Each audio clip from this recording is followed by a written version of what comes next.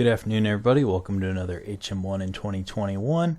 Today we're going over Secnav instruction Mike TAC 5216.5, which is the correspondence manual.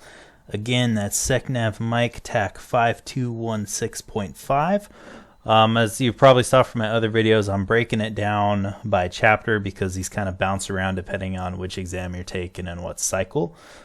So then if there's a future, I can move this into that playlist. So today I'm going over just chapter 9, which is only one front and back page followed by a couple pictures. So this one's pretty easy. So endorsements. When a letter is transmitted via your activity, use an endorsement to forward comments, recommendations, or info. So it's mostly used to transmit correspondence through the chain of command. You can use it to redirect a letter. Don't use it as a reply to a routine letter. A via addressee may alter the order of any remaining via addressees or add others. The length determines if you should use the same page or a new page. So the big difference between if you're going to put your endorsement on the same page as the letter or if you're going to add a new letter is as simple as, does it fit on one page? If it completely fits on one page, you put it on the same page. If it doesn't, you have to do a new page endorsement. So endorsement line, left margin, second line below the date line. If it's classified, start the endorsement on the second line below the classification line. Let's see, you may omit the SSIC subject and basic letter as long as the entire page will be photocopied in the same page, which makes sense because the endorsement's on the bottom, so all the SSIC stuff would be on the top, so it wouldn't make sense to do it twice. And there's an example of how you do it. Write endorsement, first endorsement in caps on command caps. Letters, SSN, and all of that, and then the date. Via line. If there's only one via addressee, do not number it. If there are more than one remaining, number the remaining starting with 1 in parentheses and consecutively number the rest. So starting with 1, going down.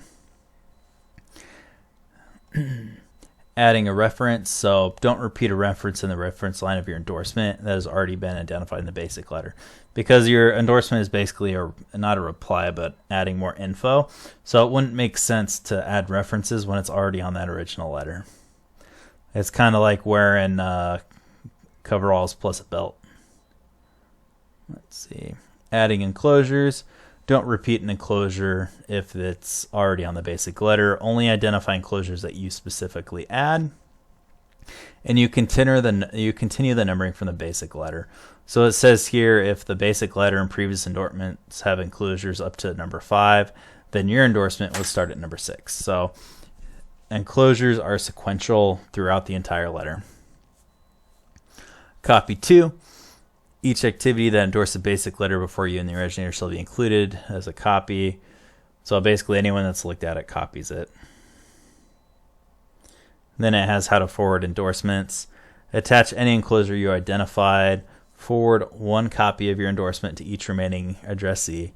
And forward 1 copy of your endorsement to each copy to addressee. So basically you get a copy and you get a copy and everybody gets a copy. And then we got some figures. In my opinion, these templates that the correspondence manual gives you are invaluable, man. Especially because it uses paragraph mode, so you can just look at a glance how many spaces, right there, how many enters, right there. That's what the percentage means. How to do the align, or what the align is supposed to look like. Exactly where on the page should it be.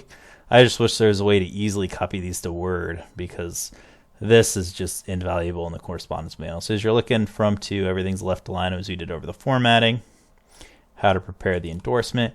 So this is a single page endorsement. I think I've only seen this on collateral appointment letters where the person who is the one having the collateral signs it. Then here you go, second endorsement, so all caps.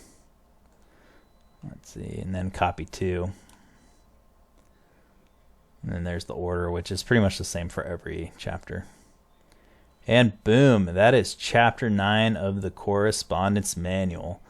Big things to know for endorsements is the endorsements are sequential. References are, again, references and endorsements and enclosures. Basically everything is sequential. So you just go if you're adding anything in your endorsement because it's basically an addendum to the original letter, you just continue off the original letter.